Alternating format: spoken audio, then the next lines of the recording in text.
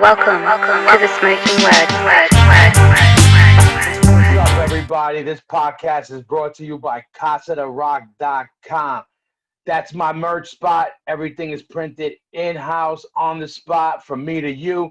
You want to support the show, you want to support me, you want to support the movement, go there, cop some merch, get that holiday shopping in now.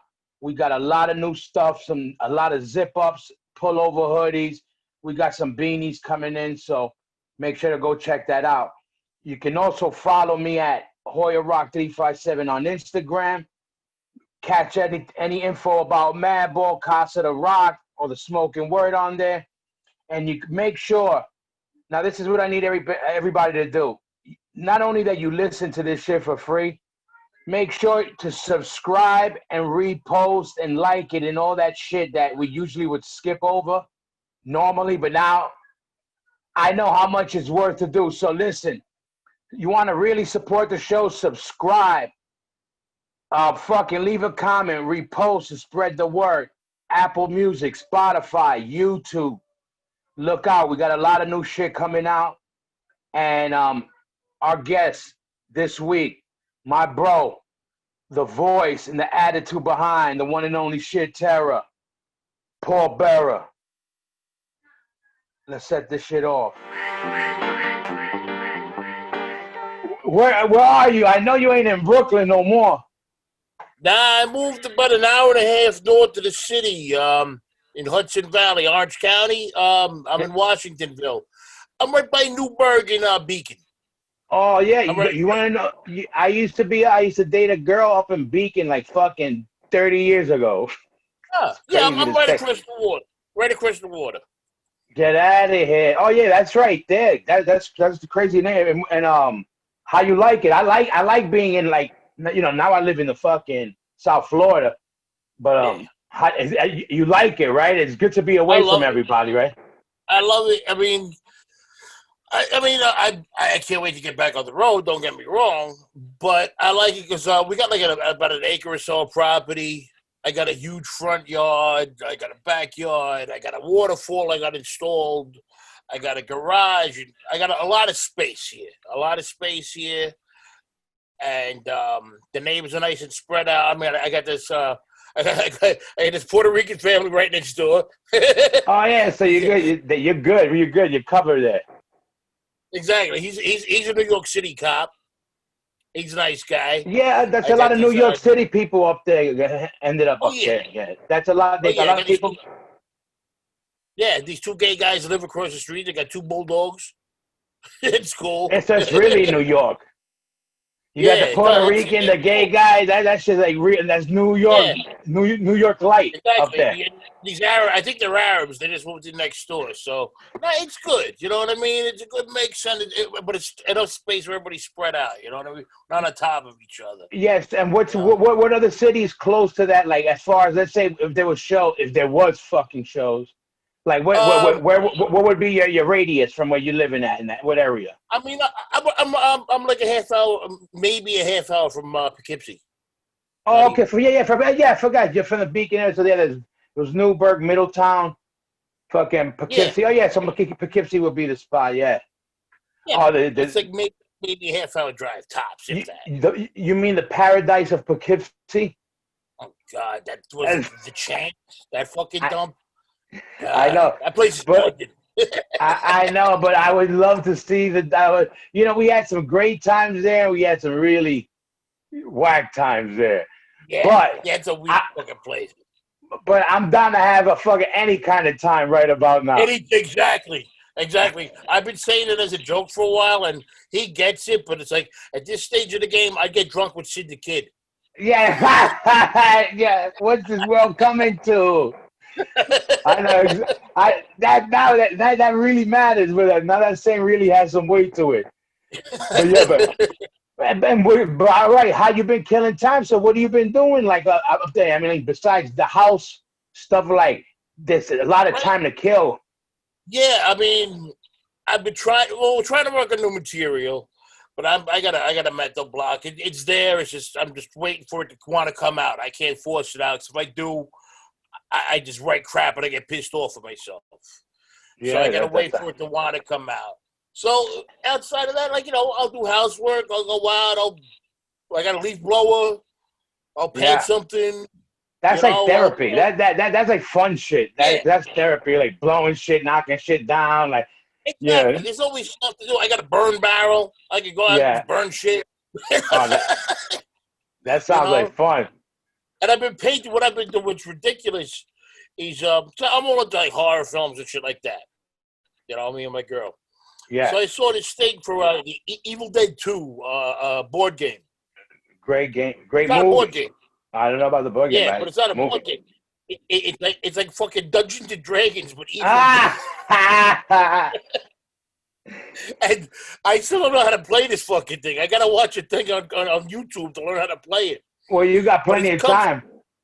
yeah, exactly. It comes with these little figures, though. These little like things, right? They're miniatures of like demons and shit like that, and zombies. I've been painting them. Yeah, yeah. I just say, oh, so that's what it is. Yeah, hell yeah. But You know. you know what happens as we get older, we turn back into a baby. Oh, totally. Forget about it. Where are you right now in my office? You can even see half the crap I got in this place. I got Yeah, all my exactly. toys, all my figures, My my my records. 12 my 12-year-old is way older than I am. That's for a fact. That's just a fucking fact. When me and him talk, you especially, if you heard me and him have a conversation, you would be in tears because it's like that movie where people switch the souls, Yeah, like yeah. oh, like a comedy, and it Mm-hmm. really like that because I talk like how he should be talking, and he talks how I should be talking. Because that motherfucker's a nerd in the best way. I love it. He's like That's my great. nerd. But That's but I mean, yeah. it's So you just been doing a little bit of painting and fucking painting, doing trying that. to write, collecting crap, listening to records, still collecting records. That's what I've been doing. It's Yeah, like see, mostly, you're always a record guy. You Rico yeah, always like record guys. yeah, and it's like mostly stuff like now. I'm just like trying to recollect some of the stuff that I lost over the years, which it's not cheap. Oh, And some of that stuff, like a lot of the old punk stuff or whatnot, stuff that I God knows whatever happened to. that And a lot of soul records, old 60s and 70s soul 45s, and I, that is not a cheap hobby.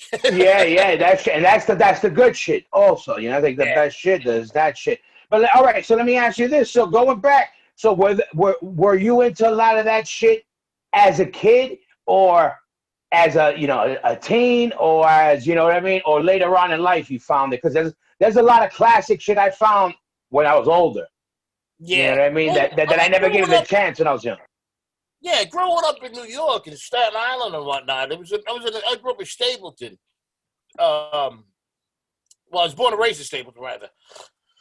Then we moved when I was like in a fourth grade or something like that. But my family's always been in Staten Island. Always Staten Island.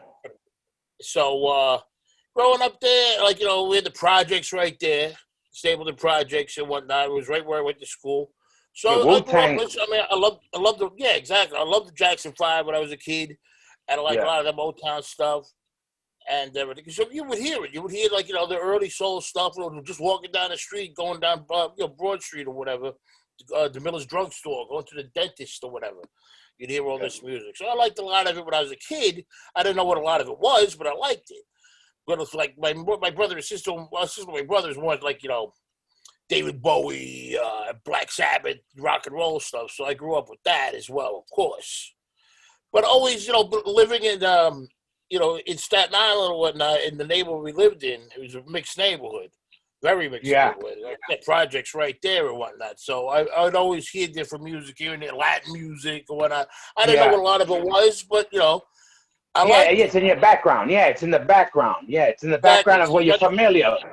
yeah, so it's like it wasn't like you were saying. Like then when I got older, I'd hear a song. I'm like, oh, I remember that when I was a kid. And then I find out who it was and what it did, and then I go on and I'd find more music like that. You know what I mean? And I would just That build on it like this. and that's the shit about Staten Island that it was like it had its own style of everything. If it was hip hop, its own style. Like Yeah. even with the hardcore, like the influences were like the metal influence was there in all hardcore, but Staten Island always had certain metal influences in Yeah. their type of Big hardcore and time. their influences. It was Big like time. definitely more a Mad Max Viking, a fucking a Yeah, lot more animal fur. I always like, yeah, we're a breed unto our own. I always like to say, there's a reason why the New York Marathon starts with people running away from Staten Island, not towards Exactly. it. Yeah, right away from it.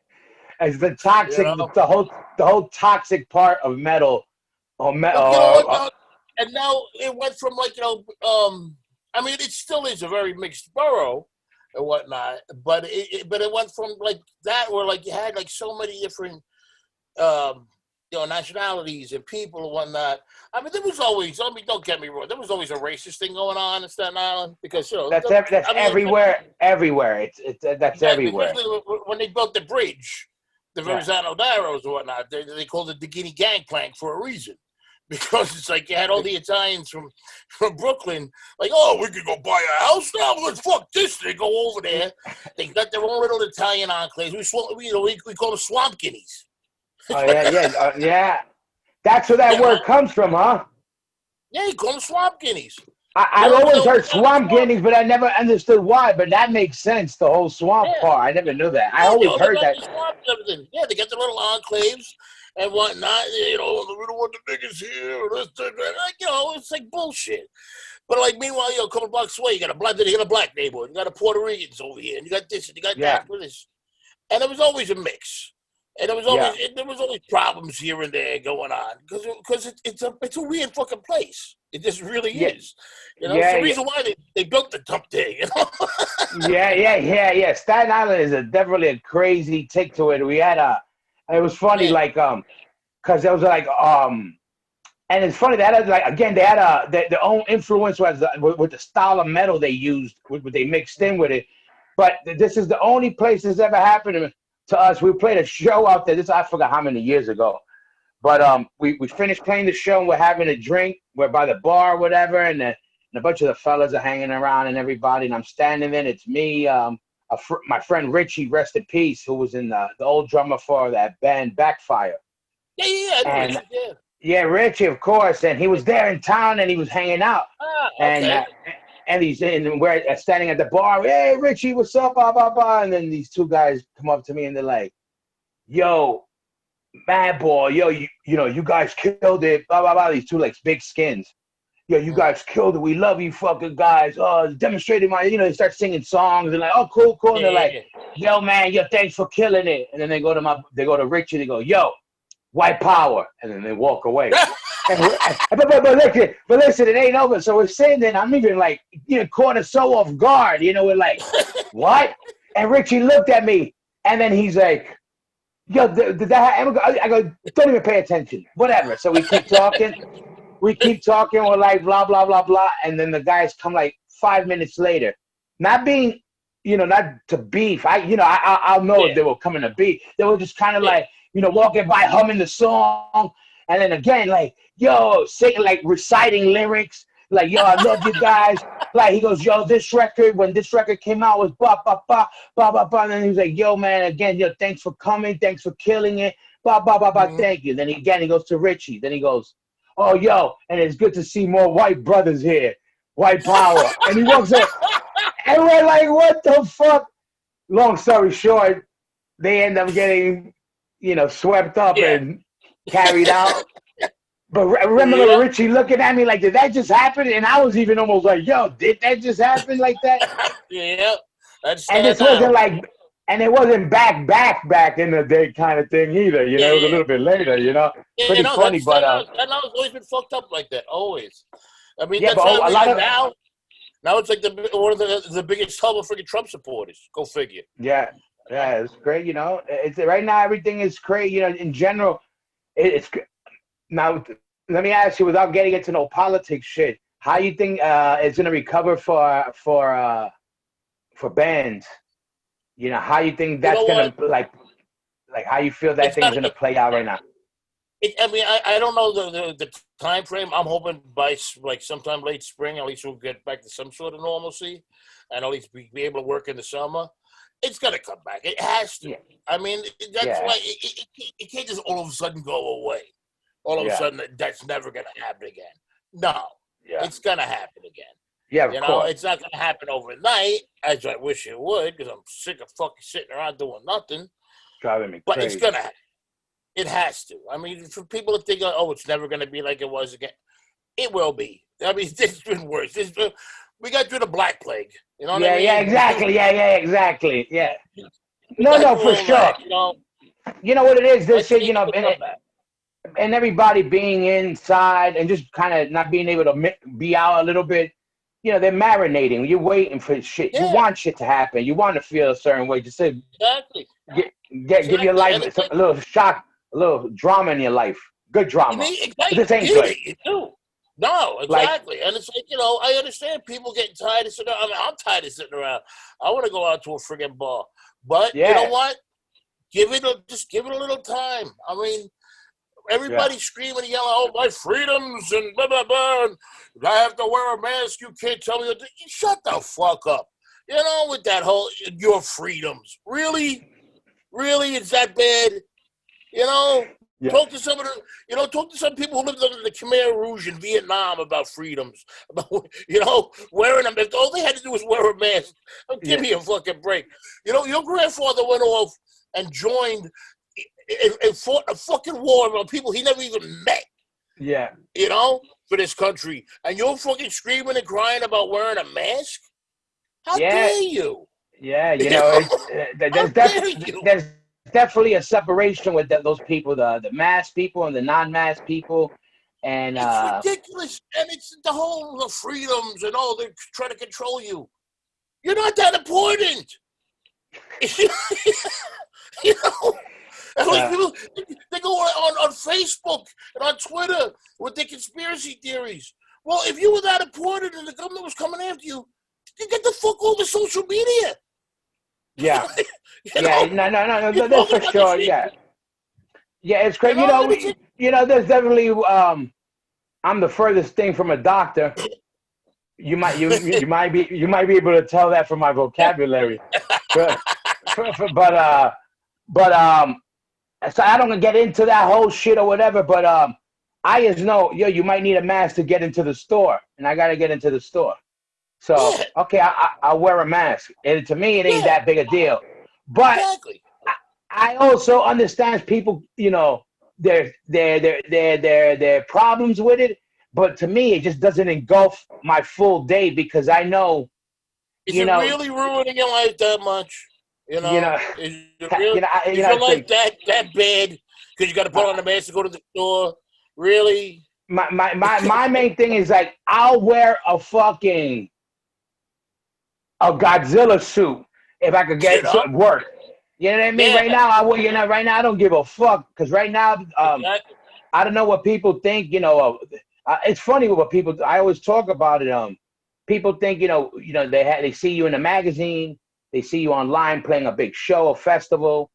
They're like, wow, look at you playing in front of thousands of people. Yet they don't know that fucking Iron Maiden's headlining that festival and you're one of 50 bands. Yeah, you know, they don't understand. They think, oh, these guys are home. We have a check in their big houses and their mortgages pay. I'm like, motherfucker, I play in a hardcore band. And, you know, that means nothing. No dinero. 0 yen, no Deutschmarks, no guilders, no euro. A lot of people don't understand. It's like, you know, to make money playing this, you got to be on the road selling merch. Yes, you got to be there playing this show. Like they don't understand. It really is. It's like it's you know, it's the working man's fucking, you know, kind of scene, especially for the touring bands. It's like, you know, the minute we stop playing is the minute we stop making money. That's why I sell merch on the side and try to, you know, make things happen. But there's no Madball royalty that comes in. You know what I mean? It's like, how many records are we selling? Exactly. You know, and it's like, but, you know, it is what it is. So, you know, we also survivors. That's where this music came out of. You know, nobody else wanted it. let's put it this way: we pissed away so much shit we could have been doing right now, and have been a lot more comfortable in our lives because this is what we love to do. Yeah, sure. And sometimes it's good, and sometimes it ain't so good. But it's what we want to do. Yeah. I mean, how long have we been doing it? Now all of a sudden we're gonna get a fucking office job? I know that's what I try to say. Like it's like this is I did the math the other day in my head, and again I failed math. But Same here. since March, so this lockdown since March. It's almost going to be a year or whatever. Mm-hmm. I haven't been off a stage like Madball hasn't stopped been off a stage this long in 26 years. Wow. Like literally, like no joke for 26 years because we average whatever tour. Again, we tour a lot, but we don't tour a lot. Like we just spread it out in a certain way. And we keep busy and keep sane. Mm-hmm. But we've been doing that for the last 26 years and we haven't been home this long. And this shit, I feel it. It feels crazy. It feels crazy. Sure. It's like in every way. Like even from the people I've been seeing all my friends, the people that we work with, them, my friends too. Like, I just seen them for the last 10, 15 years, 3 times a year. For these people, 3 times a year consistently for the last 15, 20 years. Now I'm home. Crazy. I just started again now. In the past 10 years, getting out there and being busier with the band. Yeah. Because I made it where I can. In the past, I couldn't. Yeah. In the past, due to band members that I had, and the way things had worked out, and with these guys that everybody talks about the classic lineup and all that. That's what I want to get into because that's what I wanted to ask you because I'm in a classic lineup because people want to know about the class. I want to know about the classic lineup. Like not even so much so crazy shit, but one of my first shows ever was you guys. It was either my first show, it was you guys opening for Rest in Pieces or vice versa, or I saw Rest in Pieces and the next week I saw you guys. That was like literally my first show. We did a show. I remember the show. It was I forget who went on. There was like maybe 4 or 5 bands. Yeah, I definitely remember Outburst, us, and Rest in Pieces. Yep, and that was like my first show. It was one of the and exactly, and that was like '88. It wasn't even like super old, but that was when I used to beg my brother to bring me to shows, but I was always so young he never wanted to bring me. And then he went to the army, so I went with a friend of mine from the neighborhood, an older guy. But all right, now let me ask you. All right, so and growing up, you heard everything as a kid or whatever. Now you're when did you find? I found music at 10, between 9 and 10, hip hop. Okay, I'm listening, and then after that you start getting into buying records or whatever. What was that? What was the first music? The first music you were like, this is what I'm into. Not just what I like, but this is like. Well, I mean, when I was really little, I mean, we always had music in the house. We had the 8 tracks, and stuff like that, and all that, and we had Rolling Stones on 8-track, Bobby Sherman, early late '60s, early '70s pop stuff. And my brother always listened to music and everything, and he had the Black Sabbath records and those things. Just looking at them, the records used to the cover of Sabbath, Bloody Sabbath, used to scare the shit out of me. Crazy. Older brother, younger brother? Older, 10 years older. Always, yeah. Yeah, that cover, I used to look at it oh, I can't listen to this. And I remember he had Alice Cooper Goes to Hell, where Alice's face is on the cover and it's all green. Yeah. And I was like, boy, he scared me, and he'd be out. I put it on, and I'd listen to it. I'd be like, "Ooh, I'm not supposed to listen to this." Yeah, but I want to. I fell in love with it. I fell in love with it. Like that, Slade. He had Slade records and stuff. Slade were really popular in Staten Island for some reason in the early '70s. We're like the working class kids. They were. And, yeah, they were. That's weird. I could see Staten Island being maybe I don't know. I'm surprised. I mean, not because of the whole working man part, but I'm just surprised Staten Island is Slade because that was big. I was saying popular Queens. In the 70s. And Slade, Black Sabbath, Alice Cooper, David Bowie, Mott the Yeah. Hoople. He had all these records. And I would Yeah. listen to him when he wasn't around. And then sometimes he was a big Springsteen fan, like early Springsteen. I still love to this day early Springsteen stuff. First like 4 or 5 records. And cause it just reminds me of being a kid and like him listening to the records and whatnot. Yeah. And I just would like hear it, and then I liked what I liked. You know what I mean? I was really young. The first record I ever actually bought was even before that. I was like, Jesus, maybe 6. And You were 6 years old. First record. What the fuck record was that? It was a compilation, like one of them like oldies compilations, because it had the Shangri-La's girl group, who I still love to this day, Leader of the Pack. Yeah. Oh, and I liked it. I loved it because it had the motor, it had the motorcycle, and it had the crash at the end. And that's why I liked it. that explains sheer terror in a lot of ways, right there. That was the only song that I ever listened to on that fucking record, over and over and over again. And it's crazy that I wonder. I know obviously kids still like music, thank God, but I wonder if they when they love music now is this the same way we loved music, because like. Different. Because it was involved with everything on TV. Everything was.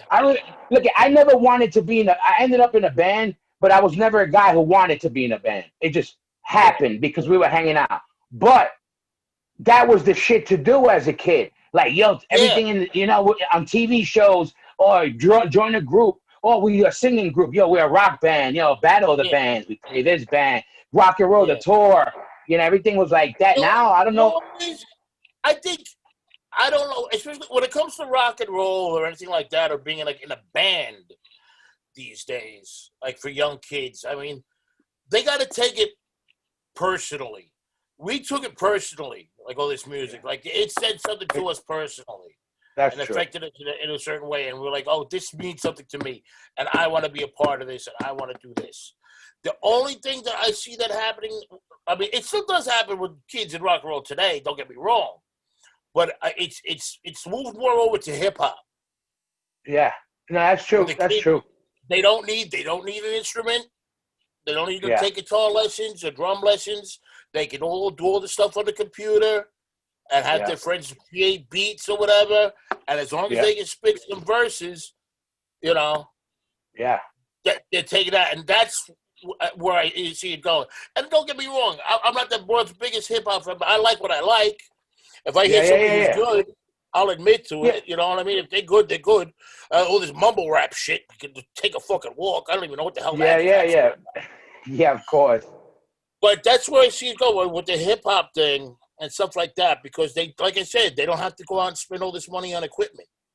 Yeah. They can do it in their bedroom. They don't have to worry about rehearsal spaces and this, that. Who's got drums? Who's got this, How are we going to get to the show? The kid's got a laptop under his arm. Boom, we're good to go. Yeah, man. The computer, that shit, that shit saved, the later years. That's all I fuck with, writing music, because it's such a help in a lot of ways. I don't have to I don't have to wait for a drummer to go into a room with him. I could kind of get the ball rolling with a drum loop and ba ba ba. So it's like, but all right, so you Staten Island, you got. Oh, the 101 Staten Island, music in the background, classic rock, some Bowie, a little bit like alternative. Who ruins your life with the punk rock hardcore shit? That was in the late 70s, because we were in Staten Island, and I lived in Rhode Island for a year. My father got a job with General Dynamics. My father was an electrician, and he had a contract job with General Dynamics. We lived there for about a year or so. And then we moved to Yonkers. And I was in Yonkers for about 7 years, maybe. I forget exactly. And that's where I got into punk. It's like, it was like the Sex Pistols thing was happening. And it was all in the newspapers and stuff like that. And I would see it. And I was always intrigued. But I was like, 10. You know what I mean? Yeah, of course. And then when Sid Vicious killed his girlfriend, when that all happened, I was like, all right, this shit's crazy.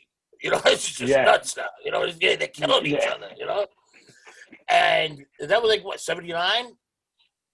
I went to the library in Yonkers, and they had Nevermind the Bollocks, the Sex Pistols album, on cassette, and I stole it. That's the right, but that's the boom. You started off right there. Yeah, I didn't have no money. I didn't know where to buy it and nothing like that. And they had it, and I my book bag and took it home. I still have it to this day. Yeah, that's and great. I just started listening to that, and like probably like that was like 79, and I would listen to stuff like it because I was like really into Kiss for a minute. I was a big Kiss head, like as a young kid, and then Cheap Trick. I really liked Cheap Trick a lot, and but I was still like more. I still like loved Alice Cooper and shit like that, The Who or whatever. But then when punk came, that Kiss didn't stand a chance. Yeah. And then what was your first official like punk show, hardcore show, or whatever show was it like that? Like, not you know what I mean? Like, I mean, the Plasmatics. All right, those are classic shit too. The Plasmatics were probably my first real punk show. Yeah, where you saw them at? I saw on the pier. I saw them on the pier. No, wait, what am I talking about? Which came first, Plasmatics or the Clash at Bonds? I went to one of those shows. Oh, so you see, that's classic shit too. You know, like I'm not one of those guys that was like, I'm a Clash guy, but I know all about them. Like they're dope. When they played but I was like, the show when they played, I don't know how many, 17 dates or whatever. Yeah, like 100 shows there. Wow. Yeah, I forget which came first. That might have been. That must have been crazy. It was either the Clash or the Plasmatics. I forget now. That's pretty classic. Yeah, because the Clash shows, I mean, you just had to show up because it was always sold. It was free. You showed up, you walked in. Yeah. You know, and then they weren't checking IDs out. It was a big place, you know, everybody just walking in off the fucking street. You know? And when you were going to shows early on, like what was your era like? I started going to shows way later. You know, 88 was when I started going to shows. But were you like, I'm an A7 guy, I'm a this guy, I'm a CDs guy? What was your club? We went there with the Maxes at the end of Maxes when they were having early hardcore shows with like the Stimulators and stuff like that. Nihilistics played there and whatnot. It was at the end though. But that was Staten Island, Nihilistics, right? No, they're Long Island. Long Island. Okay, I know they were one of the islands. Yeah. And probably like that was like around 81, something like that. 81, I think. Went to Max's. I forget. You had to be. When they're closed. Right around there. A7. I think one of the first shows I saw there, that was 1981. And that was like, you know, it was early hardcore. I mean, you know, but you had like, I saw the Mob played, I'm sure, because they always played. Yeah. What do you call it? I think it was like Butch Lust and the Hypocrites, Killer Instinct, Ultraviolence with the original singer Scratch. I think maybe the Head Lickers. There's like these early bands. The Head Lickers. That's a fucking official name right there. They were from Queens. I never even heard it. They were from Queens, I believe. Long Island. Don't pin the Head Lickers on Queens. Yeah, Queens, Corona, Queens. Why got to be my old neighborhood? Like there, like, you know, A7, the end of Max's. Only went to Max's like maybe 2 or 3 times, like towards the end. Yeah. And then A7. And you were living at Yonkers at that time, or you already past Yonkers? No, I was still living in Yonkers, and sometimes I'd get a ride with friends, like older friends, or I'd jump on I'd fucking take the train, the bus. I'd take the bus, the 20 bus, to Woodlawn Station in the Bronx. You know, right there at the terminal with the number 4 train, which was a dangerous, crazy thing. I didn't even think about it. I just got on the train. I was going to the city, and I'd take the train into the city, and I'd take it back home late at night, 2, 3 o'clock in the freaking morning, walking an hour and a half home from the train station, dead of night, just not caring. I wanted to go out. Yeah, that's how it is. You know, like CB, of course, having shows there, TR3, Mud Club, a couple of shows there. Wherever I could get in, because a lot of places, like, it was a lot easier back then to get into shows. A lot of places didn't ID, but sometimes if they wanted to be assholes, they wouldn't let kids in here and there. You know what I mean? Yeah. But as long as you didn't act like a jerk, and I certainly wasn't. It was before my jerk days. You know? Yeah. No such thing. No such a young thing. kid wanted to go see shows. You know? Now let me ask you: Did you look? You end up being in a classic fucking New York hardcore band, a historic, iconic, however you want to call it, a hardcore band. Did you ended up in one? Did you always want to be in a band, or I just always kind of like wanted. Yeah, I always wanted to play music, even when I was a little kid. Even when I was a instrument little, sing? Did you know what you wanted? Like, did you always know what? I still can't play guitar for shit. I can fuck around on a bass. I don't really know what I'm doing, but I can get my point across. Like if I do this, that, you know what I mean? And drums, I can keep a beat. I could keep it. So you're like originally I wanted to play drums, honestly. And then, there was no way I was going to get a drum set. Yeah. So, and I just always liked words. I always liked words ever since I was a kid and everything like that, and lyrics and stuff like that. So I just started writing my own crap, and of course it sucked. It was terrible. But I was a kid, and I just decided on singing, giving it a shot. And I was 13 years old, and living in Yonkers, and I put an ad. I took an ad out in like the Aquarium, I think it was. That was big. Yeah, and put it out. It's like the musicians wanted, and I got a call from a couple of people. But actually, right before this, actually, let me go back to maybe 2 months. A friend of mine knew Vinny. Stigma comes up in a couple of different places here. It's kind of funny. I'm telling you, like I say, he's the guy in the Bible. They said that they smacked him and he's damned to walk the earth forever. He's got a picture in his wallet of him holding Jesus. Exactly. Yeah, he's like, yeah, check him out. Like, yeah, like he's just, I know he's like Forrest Gump. All those people mixed into one. Forrest Gump, Jesus / fucking Hercules. It's crazy. But what happened? He was in a band called the Eliminators, and this is like 1981, and they were a three-piece. He played bass, and they were looking to get a singer, and I went out, and a friend of mine knew them. I'm a friend of this girl Liz, and she used to date the drummer for the band Killer Instinct, and they were like good friends with the Eliminators and whatnot. Through them, I tried out for them at this place all the way out in fucking Queens, this fucking music building in the middle of nowhere. I couldn't even tell you where the fuck it is right now. You know what I mean? It took forever to get there. And I tried out, and like I said, I was 13. Yeah. And, it seemed to go okay, whatever. They were like, oh, we're going to see. The guitarist name was Kevin. I remember that. And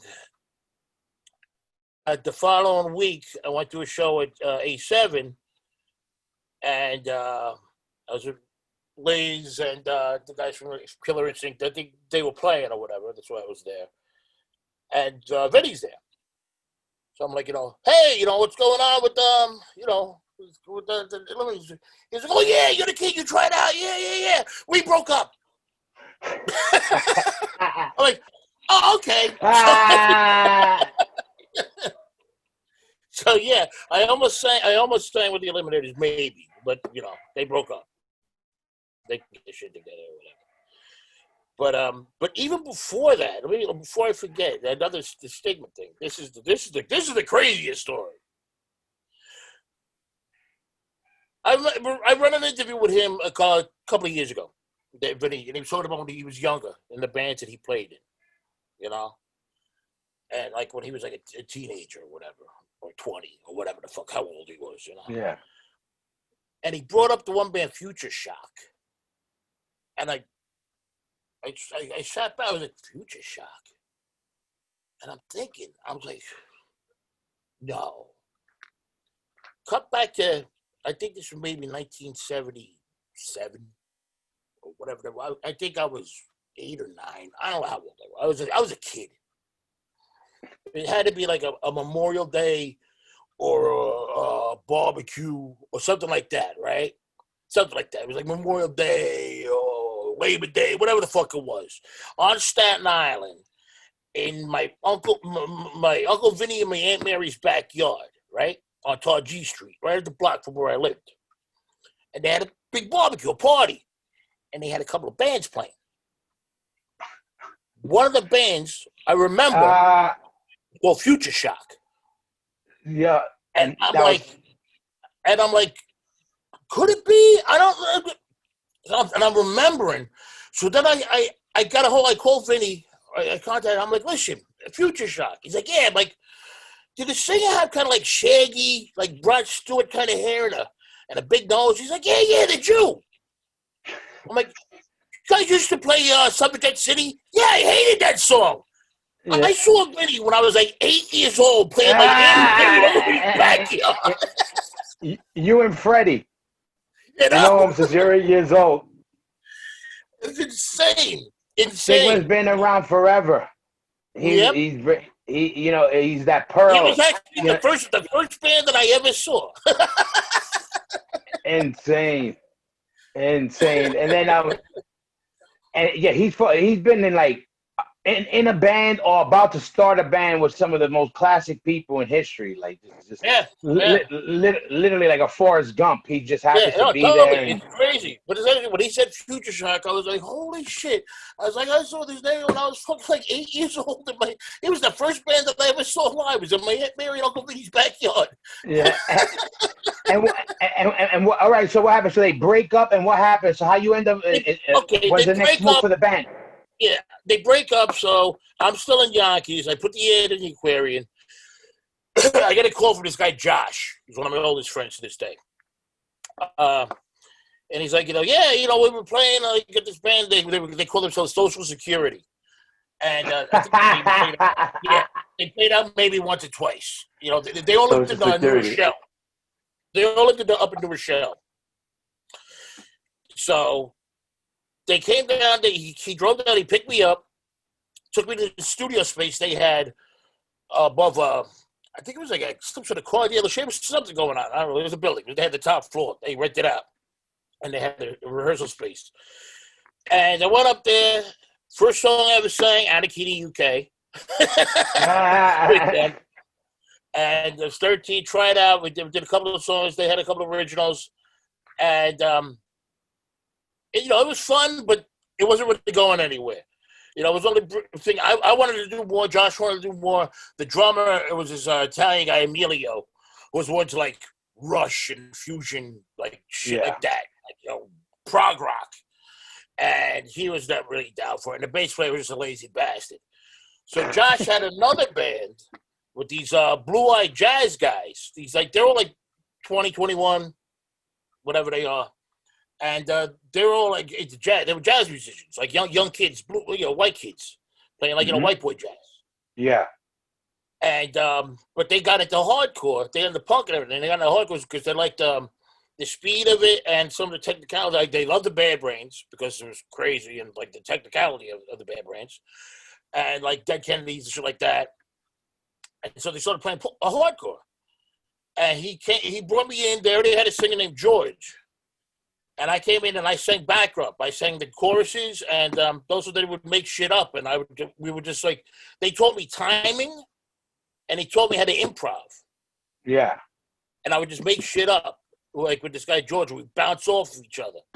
And I'm 13 years old and everything. And the first show that I ever played live, though, when I was 14, they named the band Fathead Suburbia. And we recorded 4 songs. Well, I'm only on one song. You can hear me singing backup in the background. I scream at the end. And we played our first show in 1982 at A7.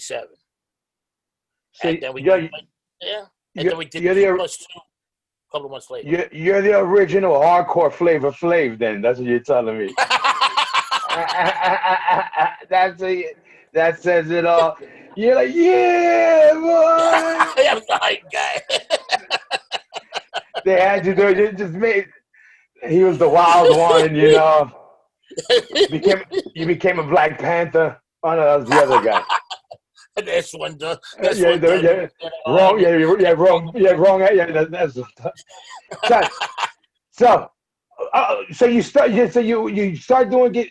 All right, sheer terror. How's that happen? How's that start? That's something I never Um, knew. So it was one of those bands you just boom, they're there. You never even think about yeah, where was like there. And you weren't a demo band that people were like the sheer terror demo. It was just kind of yeah. like, no, you love sheer terror, and there was songs that were out. You know, But the thing is, okay, the Fattest Murder, we only played 2 shows. The whole thing, and they were like doing their own jazz thing. The drummer Gene, he lives in London. He's been living in London for years now, for like 30 years or whatever. And he plays with like a lot of like names, like jazz names. I couldn't even tell you who. His younger brother Joey Calderazzo, who used to jam with us sometimes. He's a pianist. He wound up putting out a couple of records on Blue Note, and he's pretty well known, well respected jazz pianist. And the bass player became a priest, a Catholic priest somehow. shout So out to all my priests out there, all the good ones who ain't doing no yeah. touchy feely shit. So yeah, and John, but me and Josh always like we're trying to do something. You know what I mean? We're always like trying to do like another band. Okay, we had this one thing we called it the committee because we're like, Yeah. we'll get this committee together and we'll do that. We'll play out, but we never played out. We recorded 4 songs, which I lost. I can't even find them. I have a rehearsal tape of us, and That's but all we never flat. played live. Never played live. We just did a lot of rehearsing, and we Yeah. never played a show live. And then Josh got a gig with Shock playing drums, and Josh wasn't a drummer. Josh was a guitarist, Uh-huh. but Shock needed a drummer, and Josh was like, "I'll try," and he wound up becoming Shock's drummer then for a while.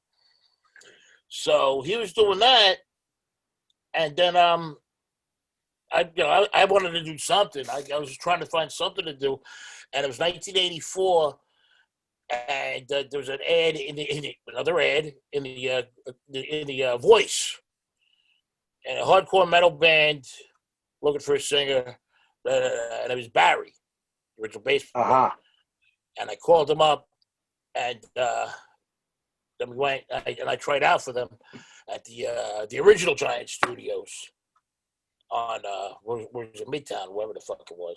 I forget. Yeah, I went to one of the Giants as a kid too. I don't know if it was the same one, but It was 114th Street. That was the later one. This one was like in the 30s or the 20s. I forget exactly. yeah, I think I might have been in And, the other one, 14th Street.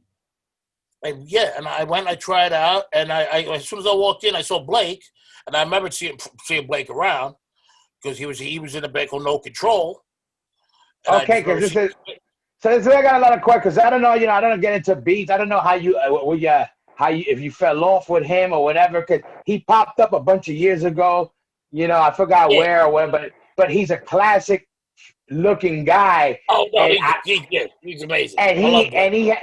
and he has his imprint in my head for Yeah, hardcore music always. Because one, he yeah, looked like the Count, like everybody says. yeah. No, forget Widow's One, Peak. Forget about it. his guitar, the playing, the look of it, and it just all was so different in him. And who you reminded me of? One of the Malachi brothers. You remember the Malachi brothers from Happy Days? Yep. The Count. Totally. But so let me ask you this. So he was there originally too. Then he's an original. Yeah. It was him. It was basically a lot of the early songs. They just took old No Control songs, and I changed the lyrics around, and they Yeah. fucked around with it more. Like a couple of the early songs, and then Blake started like doing more.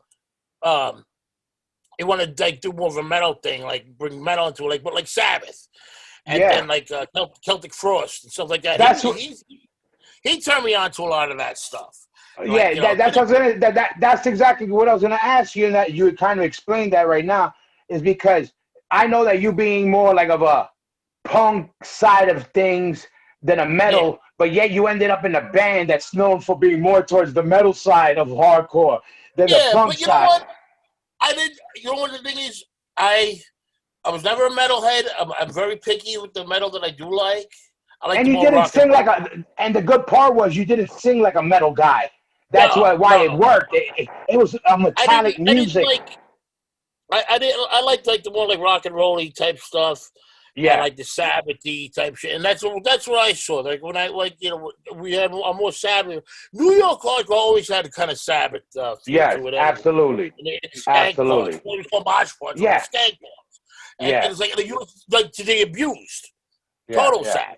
You know what I mean? And yeah, because And I love that stuff because that's what you grew up listening to too. So it made sense. yeah, because to me, I was like this. I was like, yo, that's the Celtic Frost of fucking hardcore, and I love Celtic Frost. That was my favorite shit Yeah. because it No, was I like. metal You know with what? I punk like the rock. Blake turned me on.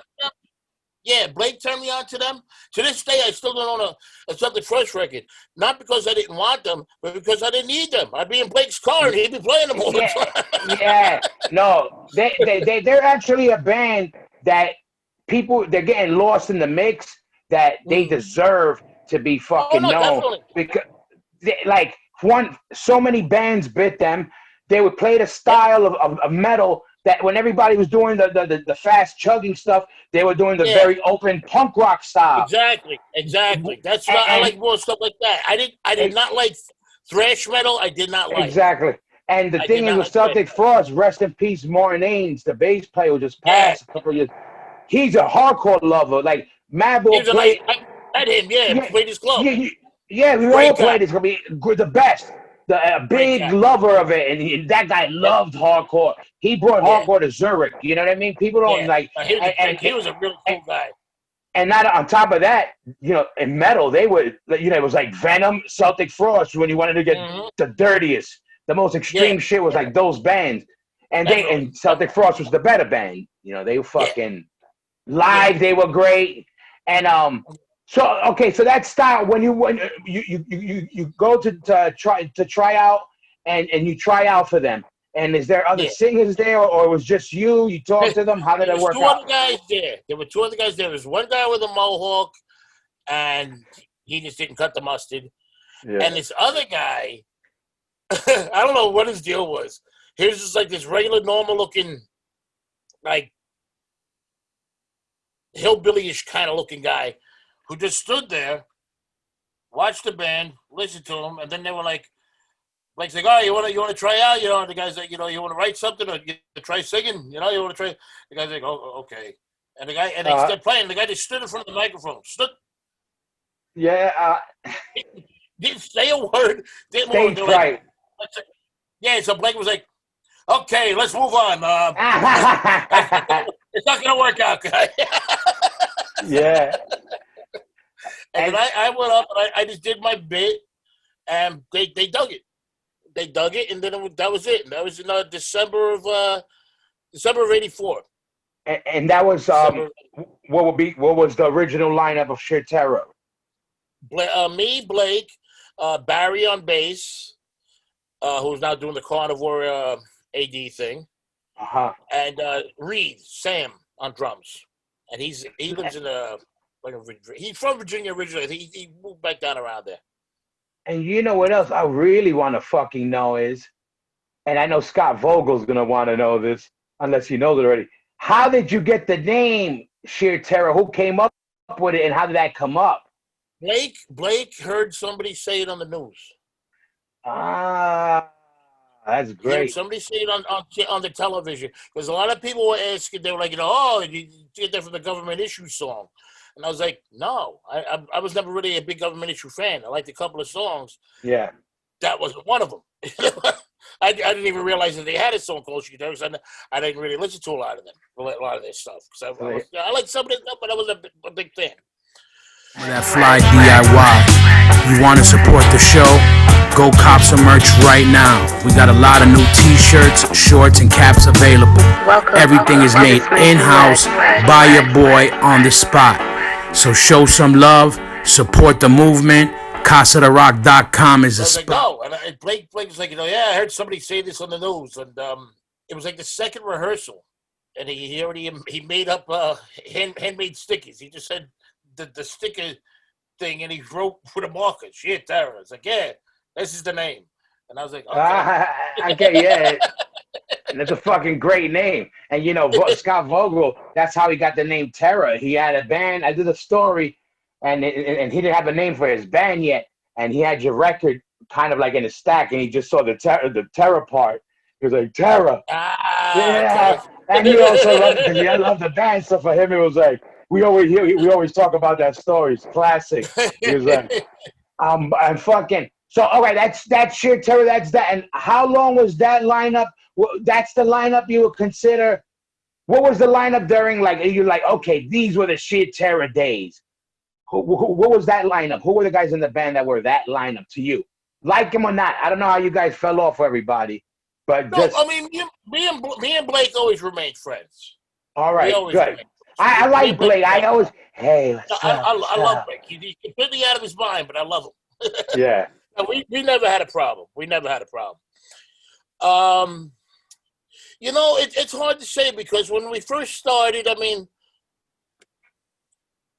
we were terrible a lot of the times. I mean, we had our moments. But it was very loose. And, sometimes it was like teetering on, like, that the train, is it going to make that turn? Is it going to stay on the track? You know what I mean? Yeah. And sometimes it would, and sometimes it would like, oh, here we go, we're off, So that lineup was that was a good lineup. But then when Newman joined and Jason joined, things started coming together more cohesively. Good players too, Yeah. But I think but Newman was up. He played bass with Sheer Terror at first, but he was a guitar player, and he when he switched over to the guitar, it started coming more into stuff that I was more interested in writing. Like Blake wanted to go way more into the metal thing. Like, into like the stuff he was doing with Dark Side. Yeah. Just get heavier. We get very heavy. More heavier. He wanted to go way more to the metal thing and like more like Celtic Frost, Destruction. He loved and all these. Yeah. He would play with these bands. I couldn't even tell you the name of half these fucking bands. You know what I mean? I'm like, why is this guy screaming at me? He's like, these guys are great. I'm like, okay, whatever. Yeah. And it just wasn't. It wasn't me. So when Newman came on guitar, we started writing more like reverting back like the hardcore punk. Yeah. I mean, there was still a metal thing there. We weren't going to just turn our back on the Sheer Terror sound or whatnot like that. But we were bringing more of a punk element to it, which I was more comfortable with, and I had more of an affinity for. Yeah. So it made more sense. And we wrote some great songs. And then when Chicky was in the band as well, we had a couple of good times and some great shows and records and whatnot. But who was the lineup for? So you got signed to a major label, right? Correct. Well, that was later. Then after a couple of different lineup changes, a couple of different drummers. Yeah. We were on Blackout Records forever. Yeah. Shout out to Bill Wilson. Fuck him. Another long story. Yeah. Another long story, but fuck him. Anyway. Yeah. He got an office space or whatever in the MCA offices. He got an office space from them. So this guy he knew that worked there or some shit. I forget how he got it, whatever. And so then Newman and Chicky, he was like, of course, like, we're going to get signed, because everybody seemed to be getting signed back then. Yeah. Or moving on. And their whole thing was they were always worried about what other bands were doing. Yeah. Why is this band doing that and we're not? How come this band's on the road and we're not? I was like, well, you got to work. You got to go out there and eat shit. They thought, we're just going to, we'll get signed and then everything will be great and it'll be comfortable. And we're like, no. Yeah. You're still going to eat shit. Yeah. And they just wanted, we had a lot of good times together, but those guys complained a hell of a lot. And I'm not going to say that I didn't complain, which I did as well, but nowhere near as much as they did. Yeah. And a lot of times it was like just to placate them. Because they were just like, that's what they quit because it was like, you know, all right, we're on a major label and we're still on our tour, we're doing this, we're doing that. I'm like, the record just came out. We should gotta go out there and eat some more shit.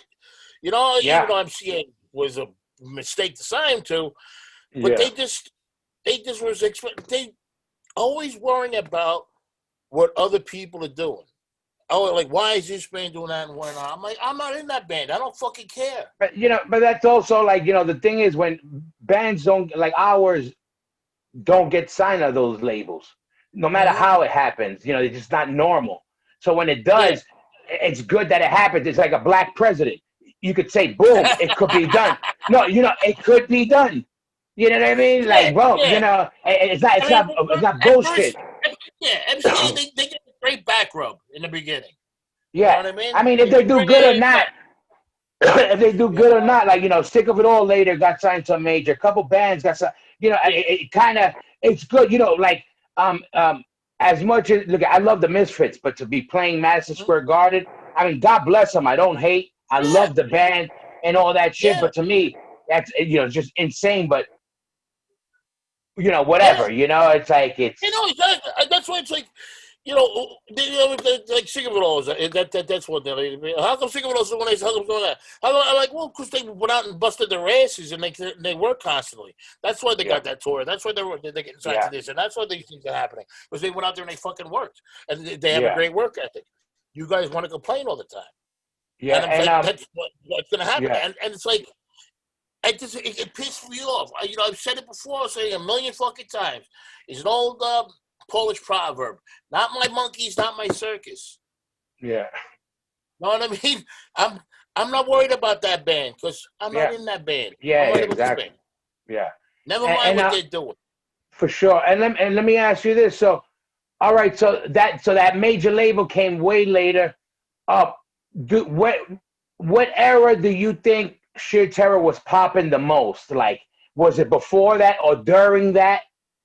Or after that? I'd say right before that, things were getting good and like it was coming along. I mean, and then around that time, we didn't tour nearly as much as we should have. Yeah, because they always wanted. Everybody had a job, always doing that. But then they were always like, well, it's got to be under certain conditions. Or certain, instead of just getting in a van, piling in, and going out and doing it and eating shit, everything had to be regimented, like we're gonna make this. And it don't work like that, It's like, who are we to be making demands? We don't do shit. You know what I mean? Get the fucking band and go to work. You know what I mean? Yeah. Mow that fucking lawn, you asshole. Yeah. Yeah. Break those leaves. Go put that in the fucking garbage bin, you lazy sack of shit. No, you're not getting lunch. Fuck you. You got to do that. But they didn't want. They wanted everything to be comfortable. I'm like, it's not going to get comfortable, especially if we're not doing anything. Yeah. You got to go out, you got to sweat, you got to suck it up, you got to be miserable. And then if it works, it works. If it don't, well, then you got to decide whether this is for you or it ain't for you. Yeah. I decided a long time ago, this is all I ever want to do.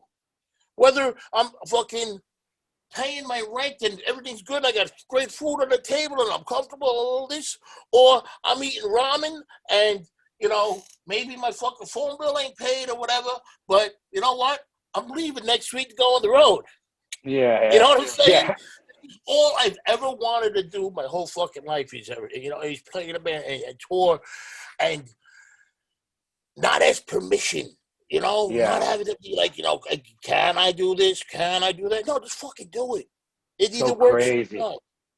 I'm still shocked from it. Like, I'm still in I'm like, yo, I don't know what the fuck was exactly what's going on. I'm like something that we were just, it was, I can't even explain it. People don't understand it. It'd be like, Freddie would be like, yeah, we got a couple shows in 2 weeks. All right, good work. Work pops up. All right. Never have to think about where. We end up fucking from anywhere on the planet, in a heartbeat. No problem. Exactly. Yeah, now you can't worry, Yeah, I don't know. and it's like it's like in all these places that we've been to, we would have never gone to these fucking places if we were fucking at a regular job. You know what I mean? Absolutely. There's no fucking I know. way. I'd be in Malaysia or fucking, Japan. Like, how am I going to afford to do that? Maybe No, if I join the service and I'm over exactly, there exactly. shooting people. Exactly. You become a international hitman. Okay, You yeah, know I'll what I end up mean? there. Yeah, no, it's a fact, man. It's the shape. I already appreciated what I do because, I mean, it's hard because like we know hardcore band ain't a money band or whatever. But I was like, yeah, I'm glad I got to play music and survive this long. So Yeah. I always been grateful. But this shit made me even more like, man, like not only how this, what a necessity it is, a necessity to have this shit, but to like everything about it, like seeing your friends. Those are the Yeah. people you've seen for years. Those are the Exactly. people you work with. Going to these places, like we have like a tradition. We would always end up in certain parts of the world. Like we Mm-hmm. always end in the UK, and so we always Yeah. know we get that Christmas feel in the UK. Next to New Sure, York, sure. you want to be in London or somewhere in England. And we're Yeah. there. It's cold. You go to the pub. You get the one. You know the Yeah, whole yeah, deal. yeah. And I'm like, and it's bugging me out that we're not having it this year. Like that's the one Yeah. time I'm like, otherwise holidays for me are for my kids. I don't Yeah, sure. whatever. But that is bothering me that that's not happening this year. Like Sure. that. Like, hey, then you get used to it. It's part of your life. Yeah, it's These people insane. and these people that you meet, especially throughout the years of playing and putting out records and touring, whether you can stand some of these niggas or not, they become part of your life and you miss Yeah, them. absolutely. You might be on the road hating this motherfucker right now because he don't stop farting or he's taking up too much fucking room in the van. He's being a jerk off. He got drunk and he said something stupid. And now you're like, Yeah. I miss that cocksucker. Yeah, I swear, I told that to somebody. I said, "Yo, you know what? I really miss when I say I miss my friends. I want to hug them. I really mean it this time." And I said, "You know what? Yeah. Even the people I don't like so much, I want to hug them just to be able to that you can. You know what I mean? Just for Exactly. the point that you Exactly. can. That Exactly. that's There's normal. a certain town in Germany that you've played for years, and every time you Yeah, go there, there's this one jerk off there he's kind of a punisher, kind of a pain in the ass, but he's there every fucking year, and you say, and exactly. now you're like, I miss that fucking guy. Yeah, exactly. Persistent feeling they're not there. Like, where did he go? Why? We're not cool enough. I hope he's Yeah, okay. yeah. I hope he's not sane now. You And know. fuck this. Yeah, nah. It's true. It's great. And let me ask you this, because the video, I love the video you did when you were on that label with the clown. And Oh what God. reminded me, I know Pete. You know what's crazy? I don't know how it was received at the time. I don't remember.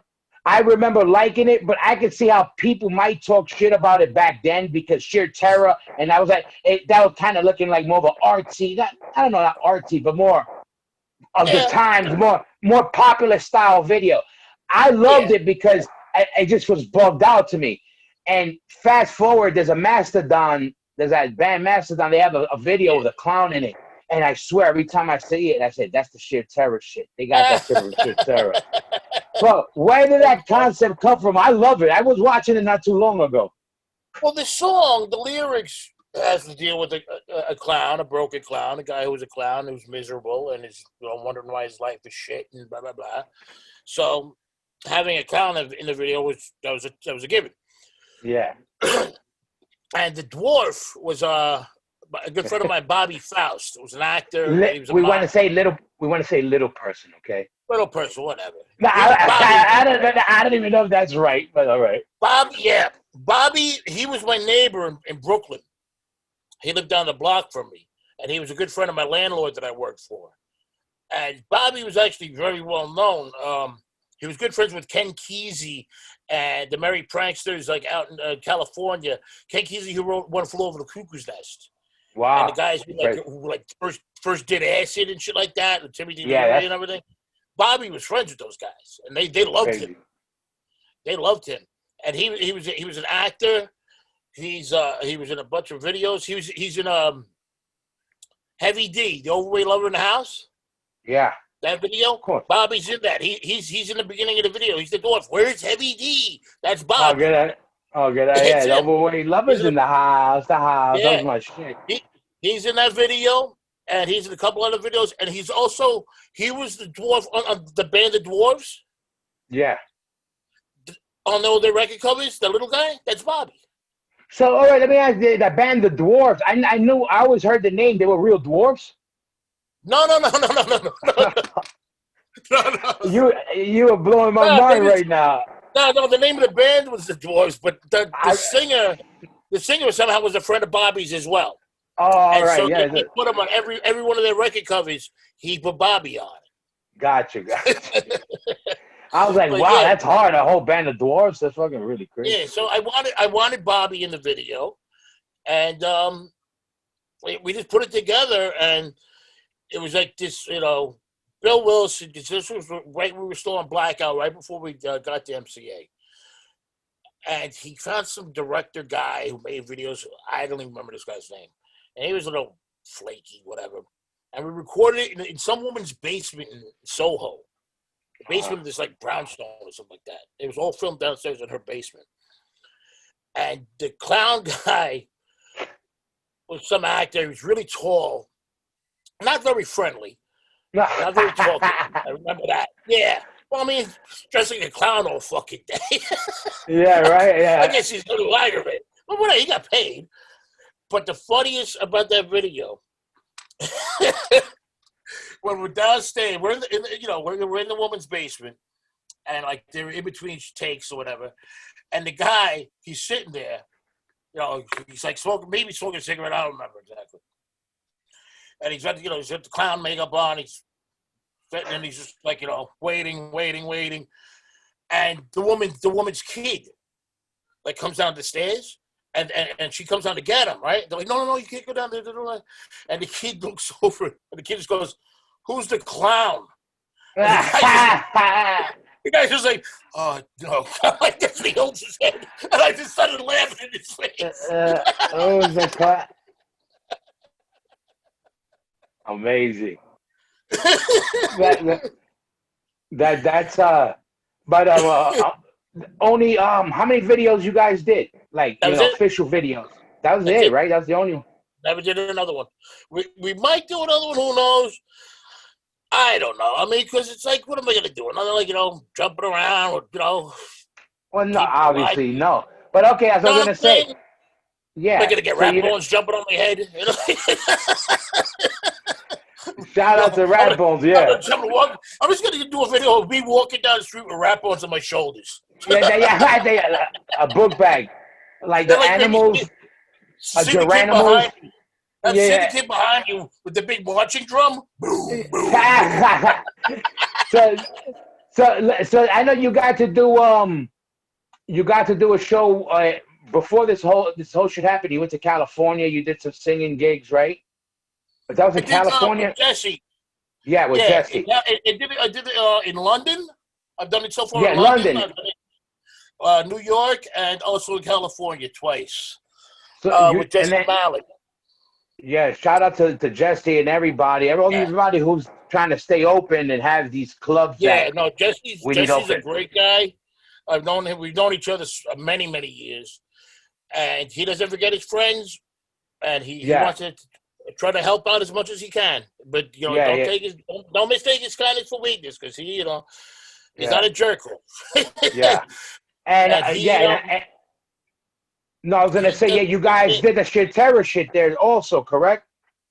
We went out. We did right before this whole thing. The last thing that we did is we did the East Coast and Midwest, like Northeast into the Midwest, and then we did California. Northwest into California, we did I Hate God and Negative Approach. That's a good lineup. Yeah, it was great. We had a great time. I Hate God guys are great. Negative Approach guys are funny as shit. John Brannon's he's a pisser. We had a lot of fun with him. He's hilarious. Yeah, good shit. Yeah, he's on stage. He's all angry and pissed off looking. You get drunk with that guy. Oh my God, it's fucking. He is funny as shit. He Yeah, is one of yeah. the funniest guys I fucking hung out with. You know, he We gets so did. mad and he's like, "Come on, man, come on." Yeah. We did a couple of shows with them, and Freddie booked them, did the Black and Blue with them, and all that. So Yeah. Freddie, and you did so that was the last. You did that tour, and then you got to do the live web stream thing. Yeah, we did that at Bowery. That was fun. Yeah, That was fun through Jesse and everything like that. And yeah, I mean, it was something to do. You know, made a couple of dollars, and it was something yeah, to do. We got to hang out. See the guys. yeah. Bring It was good to. play a Lizzie song that I've always wanted to play. Yeah, it was good just for also to have, that something, the something that the people wanted to check out, something that was going on when nothing Yeah. is going on. Exactly. That's what I do with this shit. I had this podcast a long time ago, and then I stopped doing it. People would always ask me, do it. When you're doing it, when you're bringing it back. And I was like hesitating for years. It was like 3-4 years. And then when this whole shit pandemic happened, I said, one, I got nothing else to do. Number two, it keeps the brand alive, the band, if I'm doing my merch. And also it feeds the scene. We all do our shit, we don't get money from this. You know what I mean? We pay to put this shit out. But Exactly. you give that out. It also feeds the world that supports me. You know what I mean? When we're a band, is the same. So it kind of, it's an economy. You know what I mean? It's like, but it ain't all about dollars and cents, but it's about, give and take. You know what I mean? Alive and keep it moving. Yeah. Totally, And it's like, and then that was a good thing with this. What made me, we're working on another Mabo album. We're doing our 10th album. I brought this back. Keep him busy. So when I saw something like that, it also kind of, it's like a little bit of an air bubble that you see, like, okay, we know shit's gonna get better, and it gives you a facade that shit might be coming sooner than it really is. But it was good to see. Okay, people are playing. All right, they got in the club. It's a start. Kind of shit. So, but I know shit. The world is crazy now, but it must have felt good to be playing because I think about that feeling. Oh no, totally. No, it felt good just to play and have a band behind me and have it loud. Because there's no crowd, but whatever. I hammed it up for the cameras. I'm not. I ain't camera shy. Yeah. And new songs, new record. What's after all this bullshit is said and done? What Shit Terror's doing? We're writing right now. We got a couple of new songs. Like musically, they've done so much as in I haven't changed anything yet because that's how it works. How we work. It's like I mostly concentrate on the words and the lyrics and whatnot. If I have a part or something on a melody in my head, like something like that, I'll work it out with them, whatever. I'll hum it to them or fuck around on the bass and try to, if I got something going like that. But a lot of times I work more as an arranger. They'll give me the song. I'm like, all right, this is good. Take that part out, play this again twice, move it over here, put this in, and I'll rearrange things or whatnot to make it fit where I'm comfortable. If they're good, if I think the song is good, because that's just it. I'm picky because especially I came back after how many years and I've been doing this now for 10 years. I'm not just gonna put out filler. I'm not going to live off my name and be like well here's another record and put out the same record over and over again. It's like no, it's gotta sound like us, of course. But you gotta come with it. Yeah, but it's gotta be with feeling. I gotta mean it. Yeah. I'm not just gonna I mean, that's one thing. Whether people, whether people like me or not is neither here nor there. Most people can go fuck themselves as far as I'm concerned. But one thing I want to be at least known for, I never bullshitted nobody. I never fucking lied to you. I never was going to come out and say something and do something else. I'll admit my mistakes. I'll admit when I'm wrong. I got no shame with that. No shame in my game. But I never bullshitted you. I'm not going to just say this, that, that thing. No, I was a jerk. I did a lot of fucked up things when I was a kid. That's collected, that's paid. Did a lot of fucked up shit as a grown man, too. Try not to anymore. Well, here and there. Yeah. Nobody's perfect, but I never bullshitted nobody. And I'm not gonna bullshit you with the music. I'm not just gonna Yeah. put something out because I can, Yeah, because I have exactly. an audience. I got to put it up because one, I want to put it out, and I got something to say. Whether or not you want to hear it or not, you might not like what I have to say, but you know what? Fuck you. Yeah. There got to be a standard too. Yeah, there has to be a standard. When you got to keep your standards high, the quality stays Exactly. up there. The same Exactly. thing with us. For us, it's like we won't do the band if we're not gonna put out. We Yeah, can't you go got a to mean it. thousand. You got to feel it. It's got to mean something to you. Yeah, It just because people are gonna buy it, or just because people want it, that can't just be the reason why you're doing it. yeah, I mean, it helps, sure. It's nice to have an audience. It's great. It's fantastic. Grateful. But it's got to come from here. You got to fucking mean yeah, it, yeah. So you got some. So good. So you got some new songs. So are you dropping a full length, or you don't know, or you're just collecting? Right now, it's hard to say. I mean, I really want to do another full length. I would like to do at least 10 to 11 songs. At least Gotcha. You 10. want to do a full length? Yeah. I would like to do a full length. But we'll see. We'll see how it goes. Because it's also writing with these guys, I mean, it's a different lineup, kind of. I mean, this lineup's been playing out for a while now, but we never really wrote together. You know what I'm saying? Like with Gotcha. the last couple records, I had Jason in the band, and I wrote an album with him and a couple of EPs. Yeah. And now we have, Johnny's playing guitar, and Brendan's on bass. But we never wrote songs together. So it's getting comfortable and seeing, what works. Okay. Yeah. Where's this guy coming from? And where's this guy coming from? And how are we gonna make it work? So there's a lot of learning going on with that. But it's coming together. It's coming together. They're coming out with some good shit that I like. I just have to arrange it to where I can work with it and then get whatever crazy shit's going on up here. Get it out on paper. Yeah, that shit, how that goes also. I get blocked too. You get blocked for a while, but you got to keep checking. You can't just let it sometimes you got to just grab the pen and paper. And even if you're like, because if you don't do that motion, you might not get started. That's how I am with Totally.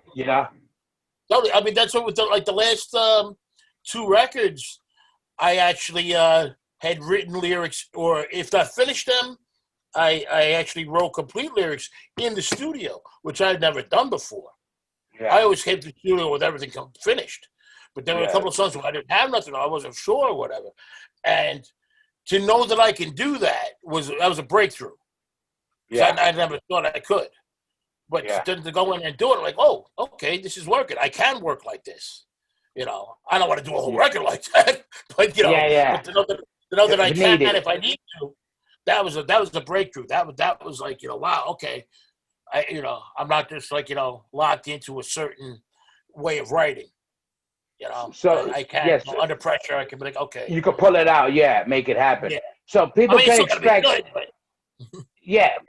people could expect new shit, Terra, in 2021. Then summer, fall, in a perfect world. I'm hoping. I mean, we got the Split 7 that finally came out with I Hate God, but it's 2 cover songs. We do a Depeche Mode song. Yeah. And that's out. And I mean, I'm hoping to have something out by the summer. It would be great to have an album out by the summer, but at least if not, well, I'll put out another EP at least, just to get something out there. Yeah. And to keep it going, and also I need to do this. I need to have something. Yeah. I need to get it out of my head, get it out of my system, and it's what I need to do. It's not like even so much a want. It's like, I'd rather take a nap half the time. But no, I need to do this. It's like, if I don't, I'm going to fucking strangle somebody.